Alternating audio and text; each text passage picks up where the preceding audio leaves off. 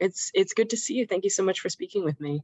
Oh, thank you. And I'm so sorry you were sick. I hope you are fully recovered and feel better. I really appreciate that. Yeah, it was rough, but I'm mostly recovered now. Very glad to not be sick. I forgot how bad that sucks. Yeah, no, I got COVID before the holidays. So I was like you, but like it was just time shifted a little earlier. So yeah, so I sympathize. That is rough. Um, okay, yeah. So I have some questions for you. We're here to talk about your movie Turning Red, Mhm. which I watched and really enjoyed.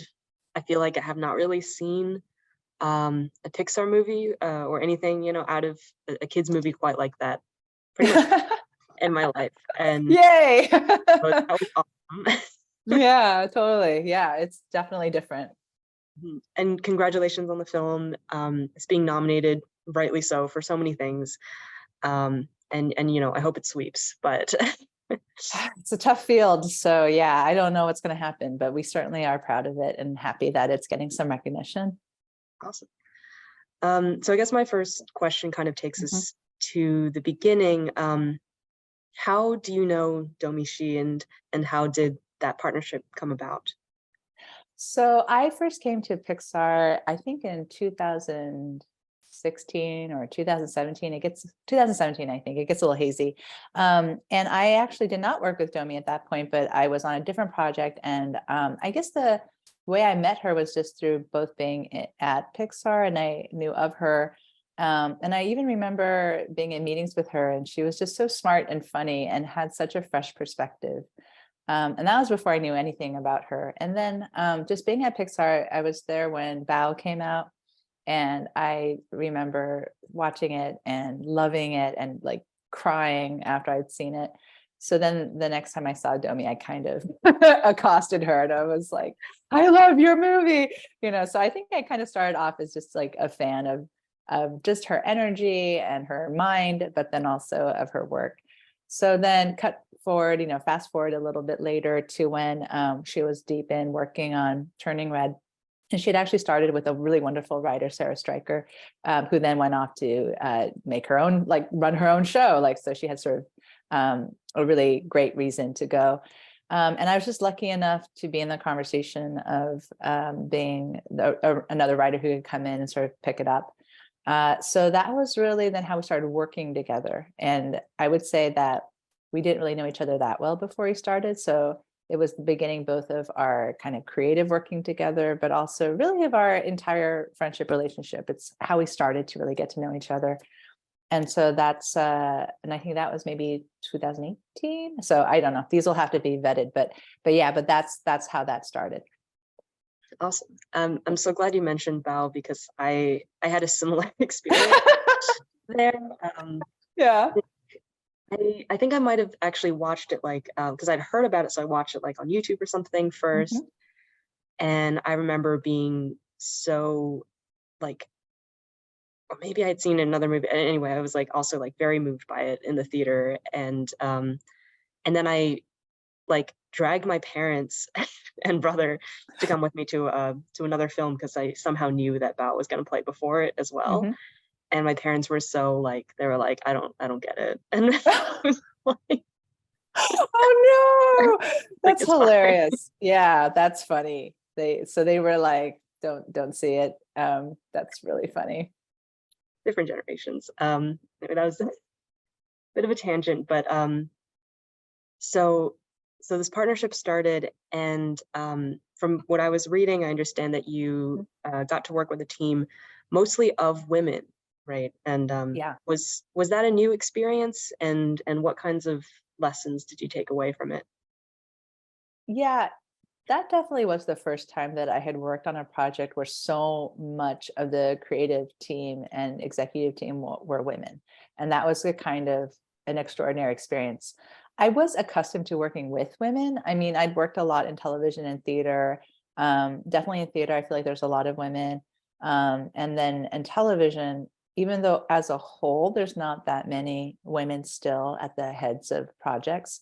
I did find that if I was there, it was already a woman-friendly project. You know what I mean? It's like, if it weren't, I wouldn't be there. So I did find that even in my television work, I was often in writing rooms with a lot of other women, which was great. But I think Pixar and Turning Red was special because it wasn't just a majority woman or one woman in charge. It was across the board, and not just with the producer, Lindsay and Domi, but also the technical director. I mean, Danielle, and then Rona, the art director. So it was extraordinary to have so many women of different backgrounds, different ages, who all contributed to the film.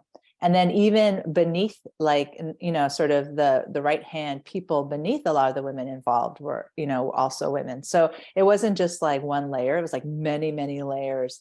And then at the same time, we also had like a head of story, Rosie, who is a woman. And then she transitioned off, but then we got, you know, Bill Pressing coming aboard. And so it was also kind of great because not only was majority women, but then we could get these guys like Bill or Aaron Hartline, who was one of the head of animation, along with Patty Kim. And so we had kind of what I thought was just a great blend of a lot of like female energy behind the project, but then also like these like great guys who just like were up for it. You know, they were just like, yeah, and really contributed also. And I think kept us all a little honest. So yeah, I just think it was really a special experience, and one I would like to say is not rare, because I would like to think that it will happen again and it will keep happening, and it will no longer be such a special, rare thing. Yeah, I fully agree. That's awesome that you had such a great team, and a lot of like, I'm trying not to use the word like synergy, but because it's such a corporate word, but that kind of collaborative spirit. And speaking of the process of creating this movie, I understand that the story process for Pixar is pretty involved. Mhm. There's a lot of drafts, different versions of their films. But I also saw that this was like one of the fastest development times for a Pixar feature. Did does that like does that feel surprising, or Um, no, just haven't seen it. you know, I do think it was surprising, even to us who were on the project, because it generally does take a good 4 to 6 years for a film at Pixar to fully come to fruition. And and that's not a slow 4 to 6 years. That's actually people working at breakneck speed, which is hard to explain and understand, but somehow it's absolutely true. Like, you're working as hard as you can for that entire length of time. So I think that with Turning Red, the difference, I don't like to call it efficient in a weird way, because I feel like efficient conjures up an image of all of us working like quick, neat robots or something. And I would say the reason why it was such a tight production was because we had a really decisive director, you know, in Domi, who was just really clear about who the characters were and what kind of story she wanted to tell. And that, I think, probably made the biggest difference, because even though the Pixar process is iterative and long, it just felt like I always knew that in her there was a really great compass for the story and where it could go. So it was very freeing, because then I could try lots of different things, knowing that I had in her somebody who could help me choose the right directions and make sure we were always on the right path. So I just feel like there was a kind of synchronicity, I guess I'll use that word instead of synergy, of just like her working style, my working style, and also Lindsay's working style. Like, I think we all just, because like ultimately I feel like the reason why we got along and were able to move at the pace we moved, it wasn't because we were all women. As much as I love that aspect, but that wasn't sufficient, you know. I think Right. it was that we were all kind of not just women, but also wired similarly, or like to work in a similar mode. So I think it was just a kind of combination of lots of things. So it did feel like a really good collaboration among people who were really in sync with each other, which isn't to say we didn't hit roadblocks or have differences, but it just felt like we always knew where we were headed. Mhm. So would you say then that the May and the Ming that you started with at this process, do you think they're, I mean, I'm sure they're not exactly the same, but do you think that they're at their core the same people that you finished with? Yeah, I do think that at the core, they're the same. There was definitely character development, but there was something, even when I came aboard, there was already this kind of duo, right, with Ming and May, and it was clear who they were. So it was really fun then to take those two essences and just know that whatever hoops we put them through, whatever situations we put them in, that we would already kind of have a sense of how they would behave, how they would react, how they would fight back or evolve. So that was, I think, one of the gifts of the premise, like that the characters were already pretty clear. With that said, though, there was still a lot to figure out because we had those characters, but we didn't really have the story. We didn't know sort of what exactly was going to happen to them and what were the right levers to use to force them to change, to grow, to fight. So I think that was where all the exploration was then in this story. But in terms of the character's essence staying the same, that I think was just something we try to protect. Like we wanted to make sure they always stayed, with like Ming, we wanted to make sure she always stayed edgy, we wanted to make sure we kept that real, like fierce, strong, extremely loving core to her. But I do think over time, there was also some shaping of the characters so that, for instance, with Ming, I just feel like there were a lot of mothers also on the crew and the leadership. And I think that there was a real attempt to make her a mother that you could identify with, even if she did things more extreme than perhaps that you could always understand where she was coming from. So I think that was something like, this core essence could have gone in multiple ways. And so I think there was still making sure we chose the right way, the right balance for that character. And then similarly with May, there was a lot of exploration on, what exactly her core issue is, what exactly she needs to learn, who she thinks she is, how much of her uncertainty do we see? Do we see any? When do we start to see it? So I think there was still a lot of questions and things that we had to go through the whole process in order to find out. Mhm. I'm not sure if this is something you can share, but like the version of the film that we have now, what was like the version of the film that you think is like furthest away from what eventually That's a made it really to good screen? question. Yeah, there are like 4 or 5 other movies that are sort of always in my mind, like, yeah, kind of hovering around it as the movies that did not get made. So it does feel a little like in an alternate reality, those movies maybe happened, right? So I guess the version that makes me laugh is is sort of, I don't know if I can share it either. I don't know how proprietary these ideas are, but there was like a whole subplot of the temple being in trouble, like that there was a whole like, oh no, the bank is gonna repossess the temple kind of thing, so there was like a whole more of a like a family rivalry, as like there was like factions in the family who were trying to save the temple in different ways. So there was just a lot more story that just in the end, this story that we ended up with didn't really need. But I do think that we used to have, there's so many scenes and storylines that I loved and people really loved, but they just didn't over time, they no longer fit or functioned.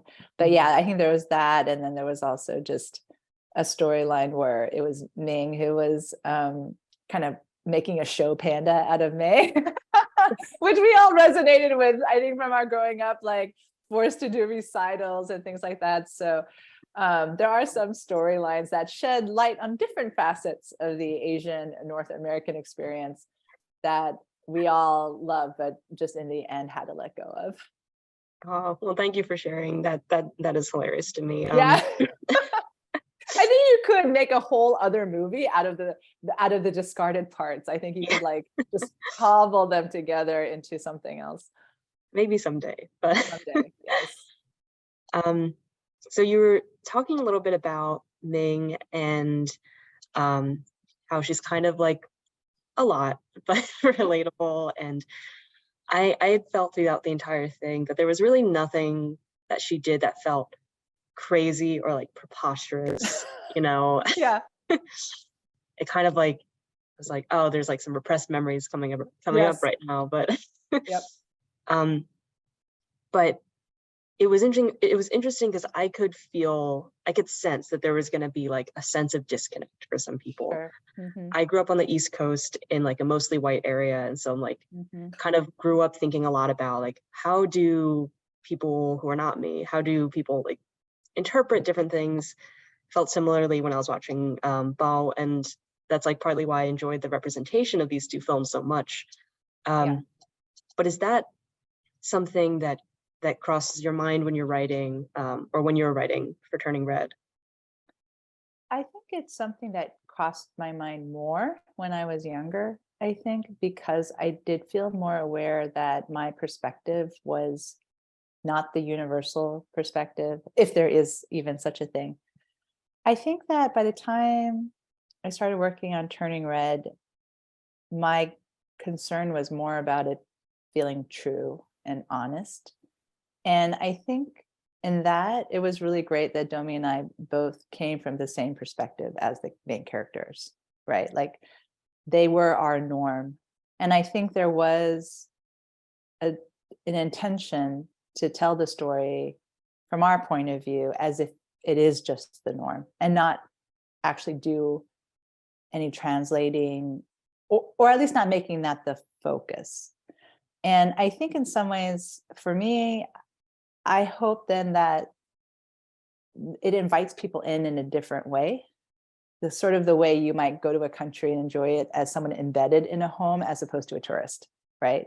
Because you're just going to experience things the natural way it is, as opposed to the way it's being shaped for your consumption. So I think that we both wanted just to tell the story as if May and her mom are the norm, are the baseline, reflecting sort of the way we felt when we were growing up. And I think that was, for us, definitely the right way to go, because it just felt right. That said, I don't think we were, or I will just speak for myself, that I was completely blind to the fact that it would be maybe a reach for some people. You know, I didn't know if, I really didn't know how it would be received. So I think there was some, not doubt, but just, concern. Like I didn't know how it would land. But then I think that is why developing it in-house at the studio was really important, because we would do screenings for the studio, and the studio is not all Asian American, obviously, right? It's all sorts of people. So just having the encouragement when we would do internal screenings and seeing how supportive people across the board were was really important and encouraging, and I think helped us to continue going down that path and just committing to it. Yeah, I really like what you said about assuming that this was going to be the baseline, because it's from the perspective of these characters, and so this is what's normal for them, and that's what's treated as normal. I think a lot of work can kind of suffer from the feeling that like you have to kind of lampshade some stereotypes or be aware or write to a specific story that's even if it's not authentic. But yeah, and I remember when this film first came out, and it kind of like set the internet on fire with like a whole bunch of nonsense. I mean, there was so much love, right? Like critics were loving it. Most audience members are really loving it. It's been nominated for all these awards. And then of course there's like this contrarian crowd that's like, it's not relatable, it's not appropriate, it doesn't like reflect post 9/11 North America or whatever, whatever silly things people want to say. But I'm curious about your experience through all that. Like, was that something that you kind of Mm. shielded yourself from or engage with? I feel like I was shielded from a lot of it, not intentionally, but just because I'm not really on social media anyway. So I felt like I didn't get the trolling and things like that because I wasn't already on social media. That said, it was a little disheartening because I heard that there's an actor who shares my name who did get all the trolling. So it's like, oh, she didn't even deserve that, she had nothing to do with the movie. um and so I do feel like I was aware of what was happening, and I was aware that there were people who came out against it, but I didn't have to absorb it personally. More, I just had to kind of absorb it on behalf of the whole project, right? Like, it was such a labor of love. And so it is always a little, I guess it makes you stop and think when something that you've worked on is received so opposite of the spirit in which it was intended. But I think overall, I guess I just feel lucky that we still got to do it. I mean, we were given a lot of freedom and support. And one of the things that has stayed with me when I first came to Pixar, talking to, I think it might have been Lindsay, the producer, was talking about how the thing about Pixar is it makes these movies that are not, like, the bar is high because the movies are not necessarily just for the present moment. If you do your job right, these movies last for quite a while because they're generational, or they're meant for kids, and there are new kids and families being birthed all the time. And so she was just saying how the burden is to make a movie that doesn't get dated, that actually is on the right side of history. And when I think about Turning Red, I just know in my bones we're on the right side of history. So it makes me feel better knowing that even if there is a contingent of people who misunderstand it in the present, that this movie is actually for future audiences as much. So I just hold that, I think, in my mind when the negativity feels like too much. I just hold on to how much positivity there has been, how much love and fun, and I guess love and joy there has been around the movie too. With people who just love the boy band and part of it, or love the red panda. Like, so it just, to me, I think it's overall, it's just still been a really, really positive experience. Yeah, that's awesome. And I love what you said about, for, you know, something that lasts. It's not just for today. And I sometimes think in this climate, things that, like, if something makes a fuss, that can be a good sign. Yeah, well, that's a great point too. It's almost like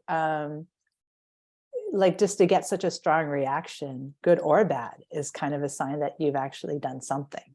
So I'm trying to figure out where where to go in my remaining questions. But because you were talking about the kind of joy around this film, but also within the film, I felt it was such a joyful film. Obviously it has this conflict at the center, but the characters themselves are so, like, I was not nearly that happy when I was 13, so I loved seeing um, this experience.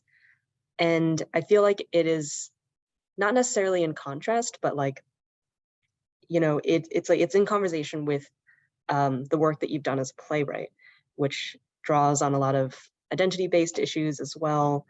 Mm. And so what was it like transitioning to something like Turning Red? What was different? What was the same? Um, I started writing plays when I was pretty young, so it's a lot of my kind of those issues you have when you're younger, or what I had when I was younger about my identity and sort of growing up. Those kind of got sucked into the plays that I was writing at the time. But then as I got older, I was writing plays alongside also writing in television. And I think that in some ways, that was a good combination to prepare me for working on a movie at Pixar, because I had both kind of this period of time, I spent in theater working on long form, right? Because a play like a movie is like a 2-hour-ish event. But then I also had like the collaborative experience of working in television, where you're like maybe one of 7 writers and you're all sort of hammering out character arcs and figuring out a story in a group setting, as well as just, having more of a sense of camera and production and kind of all the things that television does that plays don't. So I think that those both help give me tools that then I used in, working at Pixar. So that would be kind of the technical answer of it, I guess, in terms of how my background transitioning into Pixar, it felt, though it was completely different, I was kind of happy to see that I had these tools that I had acquired that I could then bring to my work there. But in terms of like the story itself or the feeling of how it went to go from these other mediums, it was a total education. It was so different to be a writer there. And I think that's why the writers who do go through Pixar are kind of oddly bonded to each other, because it really isn't like anywhere else. Part of it is that you're working alongside artists, like the story artists, character artists. So that's kind of amazing that in almost every other medium, there's a part of it that's just the writing, where the characters exist only on the page or in your mind. And at Pixar, you come in and someone's already drawn the character. You know what I mean? Like you're starting to write, that you already know what they look like, feel like, because people have been exploring a visual dimension to all the characters. So I think just the fact that you are always visually progressing on the story at the same time you're doing the story progression is really special and unique. And it took new tools that I didn't have and that I had to sort of learn and acquire over time. But it's also just a very exhausting process, because like I said, it's 4 to 6 years and all of it is done working as hard as you can. So the intensity and length of it was something I had never in my life encountered. So that was probably the other like really big learning curve, was how to work at that level for that long. And that was all its own education. Mm-hmm.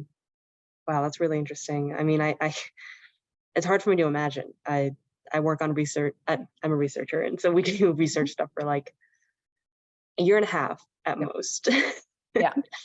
So that scale is really something different. So I know we're approaching the end of our time, and so I'm gonna kind of end with just a couple of sort of closing questions. Sure. Mm-hmm. Hopefully a fun one. In this movie, of all the characters, who do you think are your favorites, and what are maybe some of your favorite parts? Gosh, it's actually so hard to answer that. There's so many. I mean, it's sort of biased, but of course I love Abby because I am Korean American. So Abby makes me super happy. She was always really, really fun to write for, and also to, she was just fun. Like it was fun writing for her. I'm sure it was fun drawing her. It was fun to direct, the recording for her, because everything about her is just fun.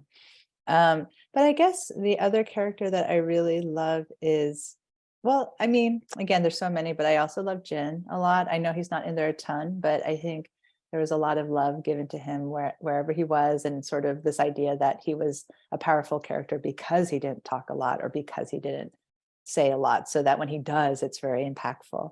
And so I guess to go to what scene was particularly fun, was that the question? Particularly like Yeah, mhm. your favorite parts, My maybe favorite something that parts. you loved writing, something like that. I really loved the moment. It's still one of my favorite moments in the movie, where it all comes together at the concert, where everyone's singing, and it's a combination of May's friends beatboxing, the aunts and her grandma and family singing, and Four Town singing. Um, to me, the reason why I love that moment so much is because it wasn't like a lot of effort was made into like figuring it out and crafting it. And it was one of those things where it just kind of organically emerged. At least that's the way it felt to me. I mean, we all worked hard on the separate components of it, and there was a lot of thought put into it. So I don't mean to make it sound like it was just like we just stumbled on it, but it Right. was more that when we finally got to that moment, we realized that we had inadvertently planted all of these seeds, like our subconsciousness or something had like actually given us all these components. And so it was almost like this natural thing of like, well, then they all got to go, they all have to be part of this moment. And I think the delight of that, just realizing that without even realizing it, you had set up something that was so right, was really gratifying. And then it got boarded and edited, and then music got put on everything, just in drawings. Like wasn't even when we actually saw it really CG'd, but just seeing it in storyboards and knowing that works. Like it was just this you just knew it. You just knew it in your bones. And so I think that was what felt so exciting. It was like, it's not even animated yet, and I know it's going to work. And that has continued to be one of my favorite moments. Yeah, no, it's always so great to hear about how these kinds of things come about and the intentionality behind them. So thank you for shedding light on that. One of my favorite moments is very close to that, and it's basically when Ming unleashes her own gigantic Yeah, like King Kong-esque red panda, and totally. and I love the voice acting on it. She's like, how could you speak like that to your mother? I know, so much fun. Yeah, I have a lot of memories of just like being on Zoom because it was the pandemic, and spending time with Domi, and we'd be working on a sequence and just making each other laugh. I do remember that, just being like, just so funny.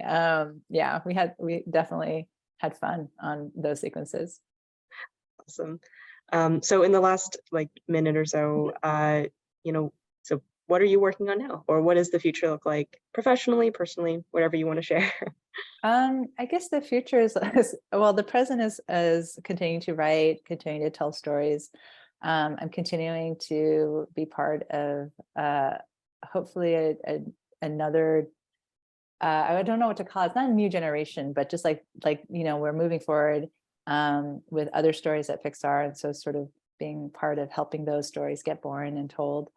And then also working on developing a series for FX, which I'm super excited about, and telling stories in a completely different vein for that. So yeah, so that's what I'm kind of balancing now, those two things. Great.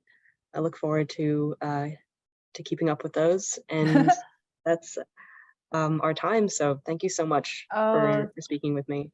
thank you so much. It's really great to see Turning Red get any attention or love. So I appreciate it. And thank you so much for wanting to talk with me.